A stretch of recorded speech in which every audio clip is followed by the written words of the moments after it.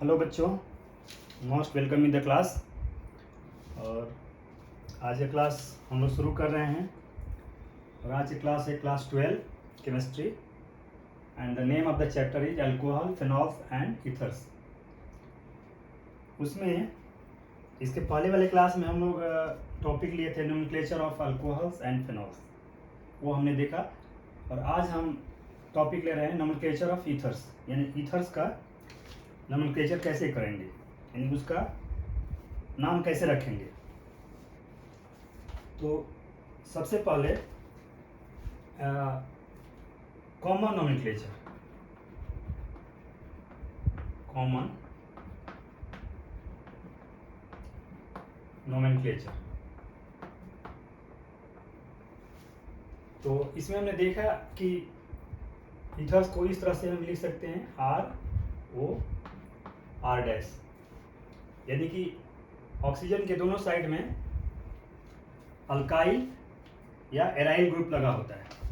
दोनों साइड में अल्काइल, जैसे R को अल्काइल कहते हैं और AR को एराइल कहते हैं। AR एरोमेटिक हाइड्रोकार्बन से आता है और R एलिफैटिक हाइड्रोकार्बन से आता है। तो कॉमन नोमेनक्लेचर में जो दोनों अल्काइल ग्रुप या एराइल ग्रुप है उसको पहले अल्फ़ाबेटिकल ऑर्डर में लिखते हैं, इसके बाद उसके आगे ईथर जोड़ देते हैं। तो जैसे कि एग्जाम्पल के लिए, जैसे हम इस तरह से लिखें कोई कंपाउंड CH3O C2H5, ये एक ईथर है। तो सबसे पहले दोनों अल्काइल ग्रुप का नाम अल्फ़ाबेटिकल ऑर्डर में लिखेंगे। जैसे मिथाइल है और ये इथाइल है, तो इथाइल पहले आएगा अल्फ़ाबेटिकल ऑर्डर में। सबसे पहले लिखेंगे इथाइल, इस बाद मिथाइल और लास्ट में ईथर जोड़ देंगे, इथाइल मिथाइल ईथर। उस तरह से यदि दूसरा एग्जाम्पल लें C2H5O एंड C6H5, ये इथाइल ग्रुप है और वो फेनाइल ग्रुप है, जिसको फेनाइल ही बोलते हैं। तो ई पहले आता है और पी बाद में आता है, तो इसको लिखेंगे इथाइल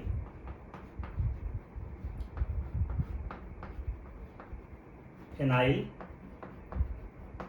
ईथर। तो इस तरह से कॉमन नोमेनक्लेचर ऑफ ईथर्स में सबसे पहले अल्काइल ग्रुप को अल्फ़ाबेटिकल ऑर्डर में लिखते हैं और इसके बाद उसके आगे ईथर लिख देते हैं। तो इस तरह से ईथर का कॉमन नोमेनक्लेचर कर लेते हैं। इसके बाद इसका IUPAC नोमेनक्लेचर।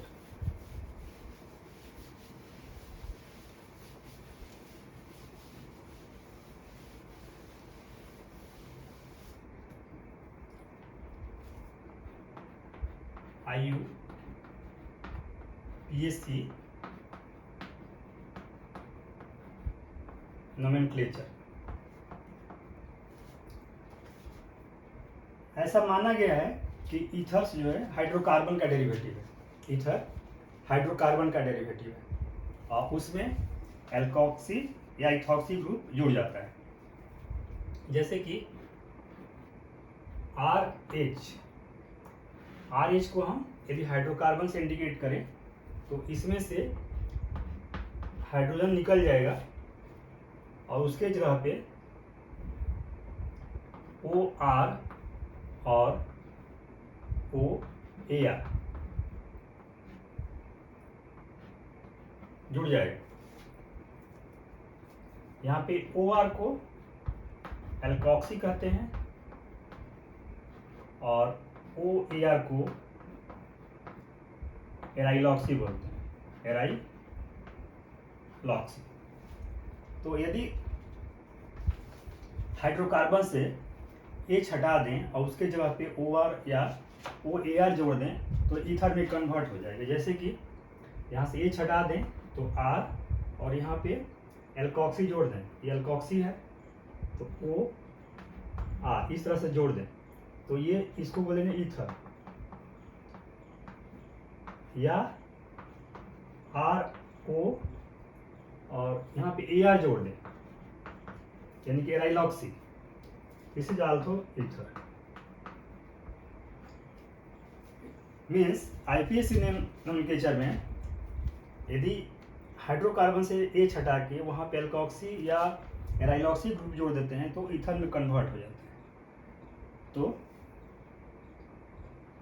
इसलिए जब आईपीएसी नोमेनक्लेचर करते हैं तो सबसे पहले एल्कोक्सी या एराइलॉक्सी ग्रुप लिखते हैं और इसके बाद कौन से एल्केन से वो डराइव हुआ है, यानी वो कौन सा एल्केन का डेरिवेटिव है, उस एल्केन का नाम लिख देते हैं।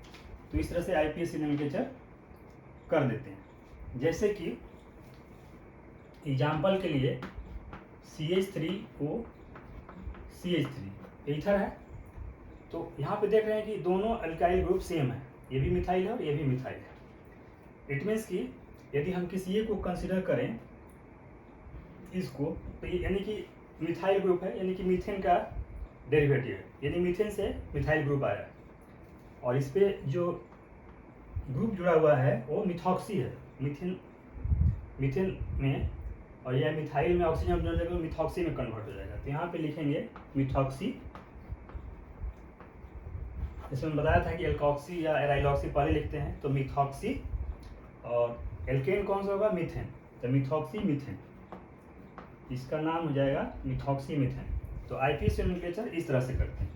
CH3OCH3 को का आईपीएसी नेम होगा इसका मिथॉक्सी मीथेन। तो कुछ एग्जाम्पल से समझते हैं इसको, एग्जाम्पल से देखते हैं कि ईथर का common name and IUPAC name कैसे लिखते हैं।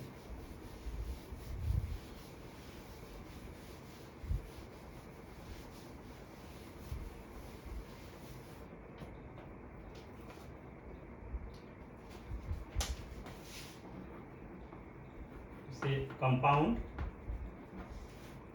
then common name,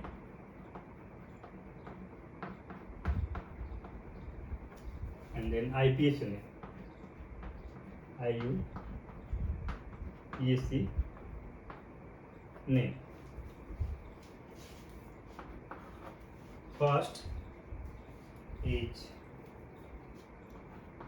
C2H5O C2H5,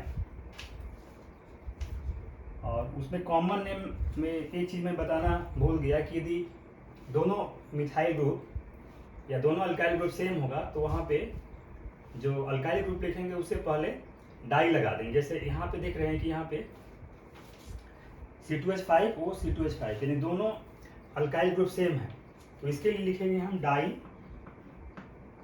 ethyl. Ethyl के इथाइल यहाँ पे दो बार आया हुआ है, तो इसलिए लिखेंगे डाई इथाइल और इसके बाद वर्ड लिखेंगे ईथर, डाई इथाइल ईथर। तो कॉमन नोमेनक्लेचर के लिए यदि डिफरेंट होगा तो अल्फाबेटिकल ऑर्डर में लिखेंगे, और यदि सेम होगा तो उसके लिए लिखेंगे डाई, और जो भी एल्काइल ग्रुप होगा उसका नाम लिखेंगे। जैसे डाई यहाँ पे इथाइल है तो डाई इथाइल, और फंक्शनल ग्रुप वो है तो डाई इथाइल ईथर। अब इसका आईपीएसी जो नाम होगा, यदि हम, और आईपीएसी नोमेनक्लेचर में जो हाइड्रोकार्बन लेते हैं वो लार्जर कार्बन एटम वाला लेते हैं, यानी कि जिसमें जिस कंपाउंड में कार्बन एटम सबसे ज़्यादा होती है उसी को एज ए हाइड्रोकार्बन कंसिडर करते हैं। तो यहाँ पे देख रहे हैं कि दोनों जो एल्काइल ग्रुप है दोनों में सेम कार्बन एटम, इसमें भी दो है इसमें भी दो है, इसलिए किसी एक को ले सकते हैं, तो इथाइल को ले सकते हैं यहाँ पे, यानी इथाइल इथेन से आया है। तो और यहाँ पे जो एल्कोक्सी या एराइलॉक्सी ग्रुप जो है, यहाँ पे एल्कोक्सी ग्रुप जुड़ा है वो है इथॉक्सी, इथेन का, इथेन में ऑक्सीजन जुड़ा तो ये हो गया इथॉक्सी। तो यहाँ पे लिखेंगे इथॉक्सी, पहले एल्कोक्सी या एराइलॉक्सी लिखते हैं तो इथॉक्सी, और इसमें अल्केन जो है या हाइड्रोकार्बन जो है इथेन है, ethoxy ethane.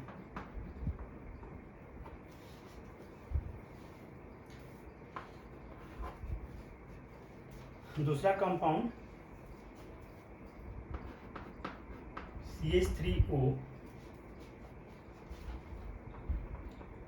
CH2 CH2 CH3। यहाँ पे देख रहे हैं कि ऑक्सीजन के ईथर के दोनों तरफ में अलग अलग अल्काइल ग्रुप जुड़ा हुआ है। यहाँ पे मिथाइल है और यहाँ पे 1 2 3 यानी कि 3 कार्बन एटम है, तो ये प्रोपाइल हो गया। यहाँ पे मिथाइल और यहाँ पे प्रोपाइल हो गया। तो मिथाइल पहले आएगा और प्रोपाइल बाद में। तो अल्फाबेटिकल ऑर्डर में लिखेंगे तो यहाँ पे लिखेंगे methyl propyl ether, methyl propyl ether. अब इसका आईपीएस नेम, अब यहाँ पे देख रहे हैं कि जो ऑक्सीजन के राइट साइड में जो अल्काइल ग्रुप है उसमें 3 कार्बन एटम है, 1 2 3, और यहाँ पे एक है, यानी कि जो हाइड्रोकार्बन है वो इसको कंसिडर करेंगे। तो ये प्रोपाइल ग्रुप है तो इसका हाइड्रोकार्बन प्रोपेन होगा, और यहाँ पे जो O के साथ जो ये ग्रुप जुड़ा हुआ है जिसमें कार्बन के एटम की संख्या कम है, ये है मिथॉक्सी। यहाँ पे लिखेंगे मिथॉक्सी,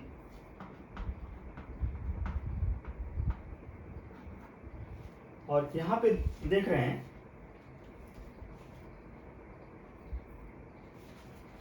कि यहाँ पे कार्बन एटम नंबर 1 पे मिथॉक्सिल ग्रुप जुड़ा हुआ है। यहाँ पे से जहाँ से फंक्शनल ग्रुप लिंक होता है वहाँ से नंबरिंग शुरू करते हैं, तो ये 1 2 3, तो यहाँ पे लिखेंगे 1 मिथॉक्सी, यानी कि कार्बन नंबर 1 पे मिथॉक्सिल ग्रुप लिंक है, यानी 1 मिथॉक्सी प्रोपेन,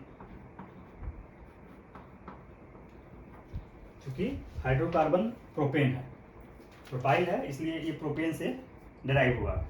तो यहाँ पे लिखेंगे 1 methoxy propane, this is the IPS in. Then third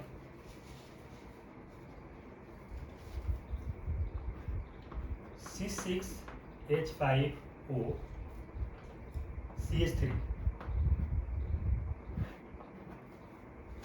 ये फेनाइल ग्रुप है। C6H5 फेनाइल या क्वेश्चन है बेंजाइल ग्रुप, और ये है मिथाइल ग्रुप। तो कार्बन की संख्या इसमें ज़्यादा है, तो इसका मतलब है कि ये बेंजीन का डेरिवेटिव है, यानी कि हाइड्रोकार्बन में हम इसको बेंजीन को कंसिडर करेंगे, और इसको छोड़ दें तो इसका मतलब कि यहाँ पे मिथॉक्सी ग्रुप लिंक है। और यदि कॉमन नाम लिखेंगे तो ये फेनाइल ग्रुप है और ये मिथाइल ग्रुप है। तो मिथाइल पहले आएगा, methyl phenyl ether, methyl phenyl ether, और इसका आईपीएस नेम C6H5 को एज ए हाइड्रोकार्बन कंसिडर करेंगे, क्योंकि इसमें कार्बन एटम की संख्या ज़्यादा है, और इसको यहाँ पे देख रहे हैं मिथॉक्सी ग्रुप जुड़ा हुआ है, तो यहाँ पे लिखेंगे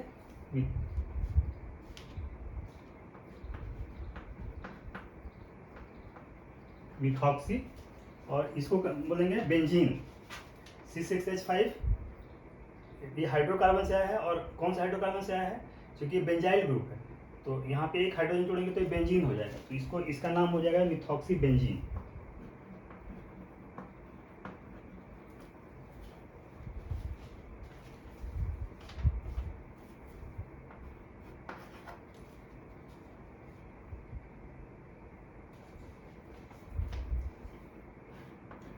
C6H5O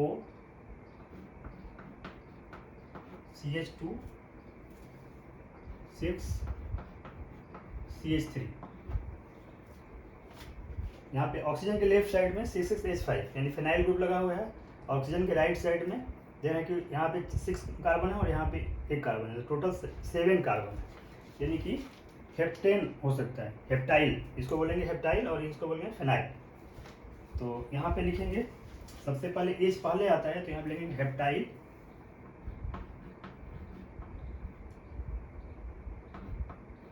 हेप्टाइल, और दूसरे साइड में लगा हुआ फिनाइल, तो हेप्टाइल फिनाइल ईथर। अब यहाँ पे देख रहे हैं कि राइट साइड में 7 कार्बन एटम का अल्काइल ग्रुप है, और यहाँ पे 6 है, यानी कि ये ज़्यादा है, तो इसके मतलब कि हेप्टाइल को हम कंसीडर करेंगे, और हेप्टाइल हेप्टेन से आया है, यानी कि यहाँ पे हाइड्रोकार्बन इज हेप्टेन, और इस पर जो ग्रुप लगा हुआ है ये फेनॉक्सी ग्रुप है। C6H5O को बोलेंगे फेनॉक्सी, और ये कार्बन एटम नंबर 1 पे लगा है, तो यहाँ पे लिखेंगे 1 फेनॉक्सी, 1 डैश फेनॉक्सी, और हाइड्रोकार्बन हेप्टाइल का हाइड्रोकार्बन हेप्टेन, तो 1 फेनॉक्सी हेप्टेन, 1 फेनॉक्सी हेप्टेन।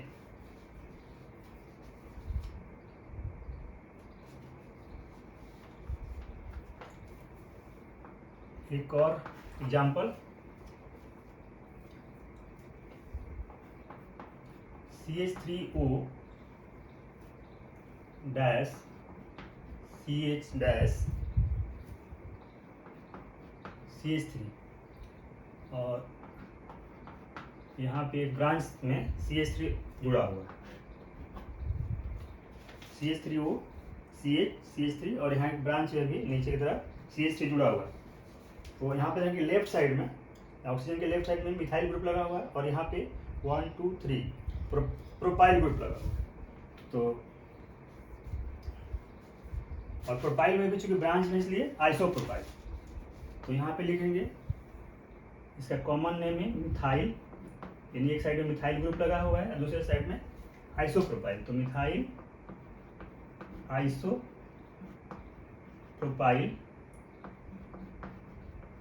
ईथर। और इसका आईपीएस है, इसका नंबरिंग करेंगे यदि जहाँ पे अब ये चूंकि कार्बन इसमें 3 कार्बन आइटम है इसलिए इसको प्रोपाइल प्रोपेन से आया है इसलिए हम हाइड्रोकार्बन एज ए प्रोपेन लेंगे। अब इसका नंबरिंग करेंगे तो 1 2 3 यानी कि सेकेंड पोजीशन पे ये मिथॉक्सी ग्रुप जुड़ा हुआ है, तो 1 2 3। तो यहाँ पे लिखेंगे 2 methoxy and hydrocarbon is propane, क्योंकि यहाँ पे 3 कार्बन एटम का प्रोपाइल ग्रुप है, ये प्रोपेन से आया है, प्रोपेन हाइड्रोकार्बन से, तो यहाँ पे लिखेंगे 2 मिथॉक्सी प्रोपेन।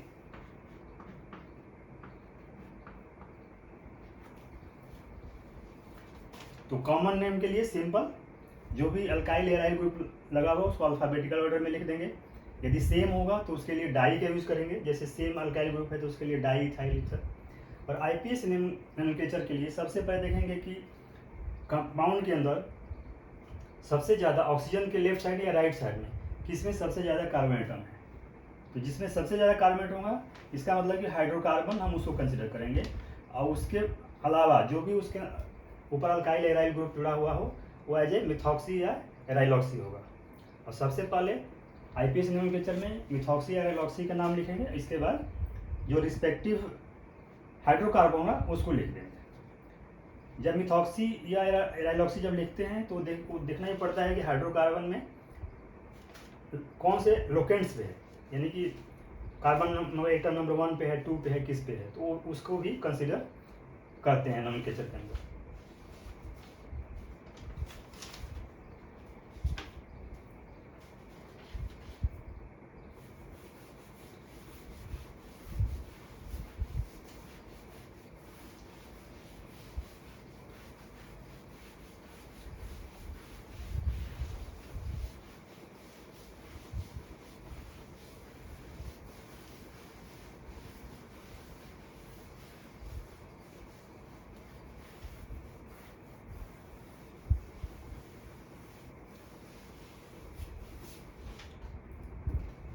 इसमें एक नेक्स्ट टॉपिक लेते हैं, structures of functional group.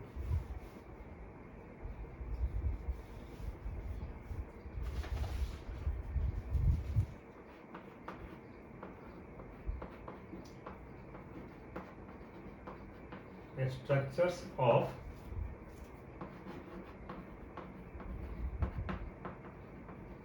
Functional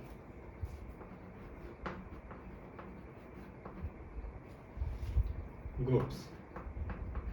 अब इसमें हम फंक्शनल ग्रुप पढ़ रहे हैं, OH यानी हाइड्रोक्सिल ग्रुप और ईथर ग्रुप पढ़ रहे हैं। तो इसका स्ट्रक्चर भी अपना लेते हैं पहले।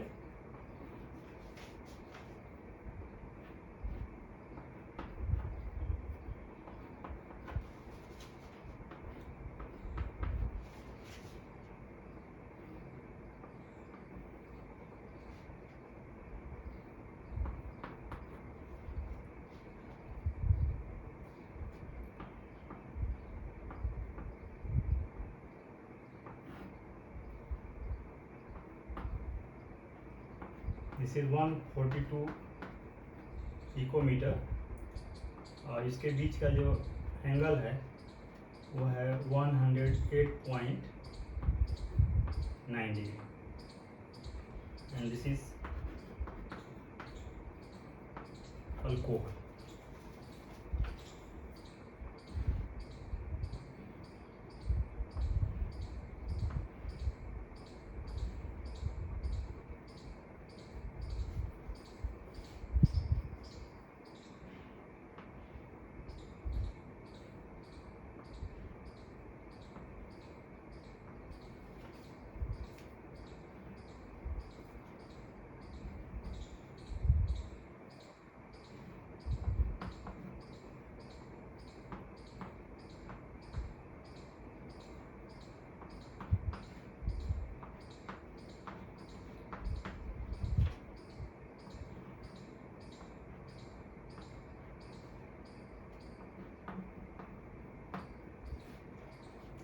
And this is phenol,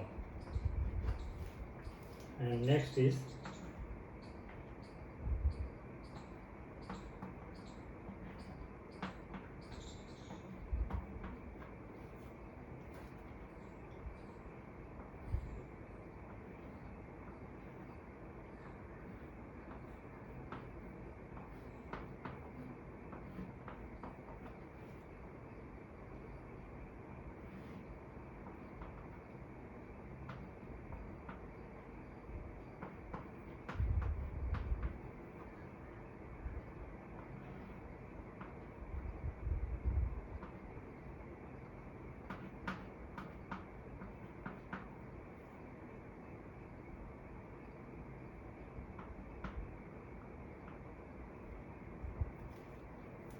ether.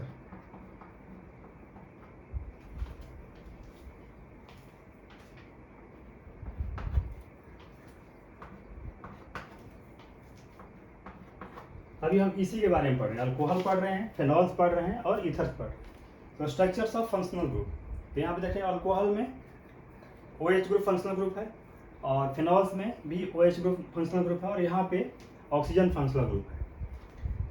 अब यहाँ पे देख रहे हैं कि जो कार्बन और हाइड्रोजन, कार्बन और ऑक्सीजन के बीच में जो बॉन्ड है उसका बॉन्ड लेंथ 142 पिकोमीटर है और यहाँ पे कार्बन इज sp3 हाइब्रिडाइज, उस तरह से ऑक्सीजन भी sp3 हाइब्रिडाइज है और दोनों के बीच में सिग्मा बॉन्ड है और सिंगल बॉन्ड है और दोनों के बीच का कार्बन ऑक्सीजन के बीच का जो बॉन्ड लेंथ है 142 पिकोमीटर है।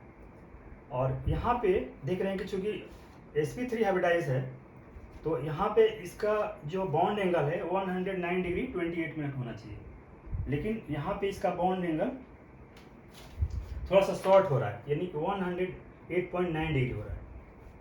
इसका कारण ये है कि यहाँ पे लोन पेयर, ऑक्सीजन पे लोन पेयर है और ये लोन पेयर दोनों आपस में रिपल्सन करते हैं। जब दोनों लोन पेयर आपस में रिपल्सन करेंगे तो ये जो बॉन्ड एंगल है वो थोड़ा सा रिपल्सन की वजह से रिड्यूस हो जाता है, घट जाता है, जिसकी वजह से 109 डिग्री 28 मिनट से घट के ये 108.9 डिग्री हो जाता है। उस तरह से यहाँ पे फिनॉल में देखें तो फिनॉल में कार्बन ऑक्सीजन के बीच में बॉन्ड है और ये जो कार्बन है वो sp2 हाइब्रिडाइज है, क्योंकि ये कार्बन यहाँ से डबल बॉन्ड से लिंक है।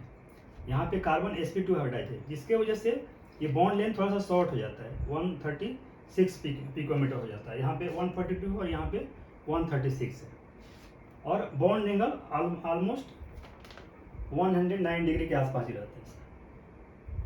और इसका शॉर्ट होने का मेन कारण है कि यहाँ पे कार्बन sp2 हाइब्रिडाइज है, जिसकी वजह से थोड़ा सा ज़्यादा अट्रैक्शन होता है और ये बॉन्ड लेंथ इसका शॉर्ट हो जाता है। उस तरह से सी के केस में देखें, ईथर के केस में, तो यहाँ पे देख रहे हैं कि जो बॉन्ड लेंथ है यहाँ पे कार्बन ऑक्सीजन के बीच में सिंगल बॉन्ड है और यहाँ पे देख रहे हैं कि बॉन्ड लेंथ 141 पिकोमीटर है, यानी कि अल्कोहल के ऑलमोस्ट बराबर है। लेकिन यहाँ पे जो बॉन्ड एंगल है वो 109 डिग्री 28 मिनट से बढ़ के 111.7 डिग्री हो जाता है, यानी बढ़ जाता है। उसका बढ़ने का मेन कारण है कि ऑक्सीजन के दोनों साइड में बल्कि अल्काइल ग्रुप लगा हुआ है, यहाँ पे CH3 है और यहाँ पे CH3, यानी दोनों साइड में बल्कि अल्काइल ग्रुप है और ये अल्काइल ग्रुप बल्कि आपस में रिपल्सन करते हैं, जिसके वजह से ये बॉन्ड एंगल थोड़ा सा बढ़ जाता है। So this is the reason.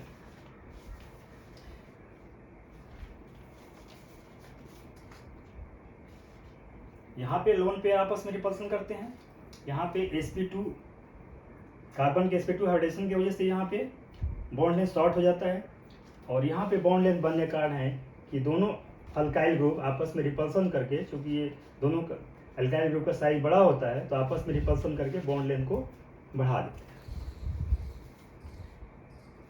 तो आज का क्लास यहीं समाप्त करते हैं और इसके बाकी बचे हुए जो टॉपिक हैं वो अगले क्लास में बताएंगे। ध्यान से देखने और सुनने के लिए थैंक यू।